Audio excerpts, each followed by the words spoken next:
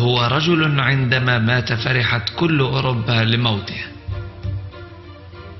حينما مات جلسوا على قبره يرقصون ويتناولون الخمور، فقال أحدهم: والله لو تنفس صاحب هذا القبر لما ترك فينا واحدا على قيد الحياة ولا استقر بنا قرار.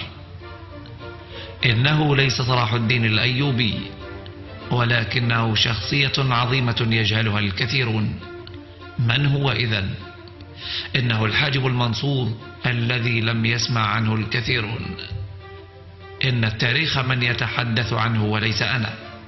حينما مات القائد الحاجب المنصور فرحت كل أوروبا بخبر موته، وبلاد الإفرنج كلها، حتى جاء القائد ألفونسو إلى قبره ونصب على قبره خيمة كبيرة وفيها سرير من ذهب فوق قبر الحاجب المنصور، ونام عليه هو وزوجه ينتشيان لموت قائد الجيوش الإسلامية في الأندلس وهو تحت التراب.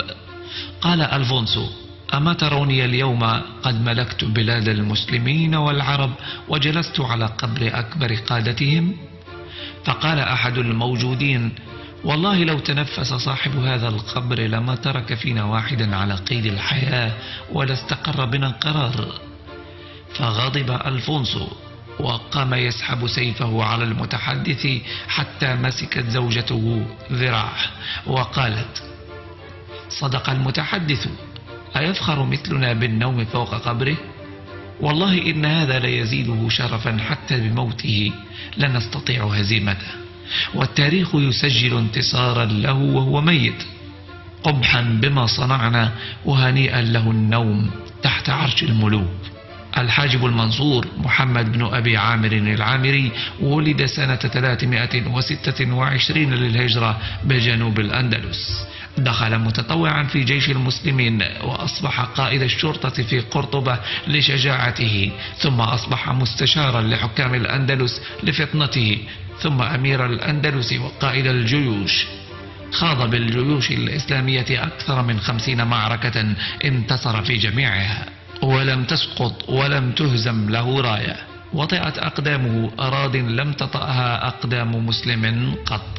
أكبر انتصاراته غزوة ليون، حيث تجمعت القوة الأوروبية مع جيوش ليون، فقتل معظم قادة هذه الدول وأسر جيوشهم، وأمر برفع الأذان للصلاة في هذه المدينة الطاغية. كان يجمع غبار ملابسه بعد كل معركة وبعد كل أرض يفتحها، ويرفع الأذان فيها، ويجمع الغبار في قارورة.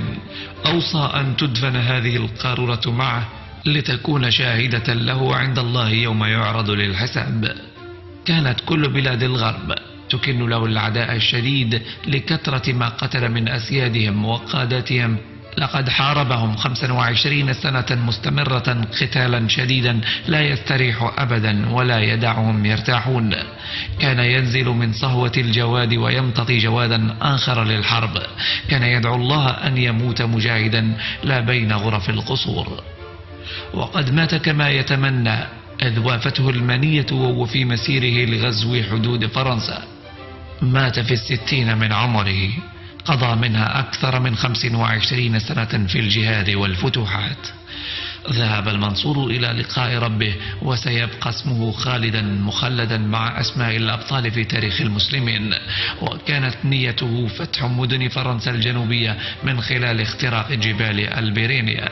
فهل عرفتم لماذا أقام ألفونسو قائد الإفرنج خيمة على قبره الآن؟ لقد استشهد وفي جيبه قارورة تحمل غبار معارك وفتوحات المسلمين. استشهد وجسده يحمل جروح المعارك التي خاضها لتشهد له عند الله. فقد كان كل همه أن يلقى الله ومعه ما يشفع له.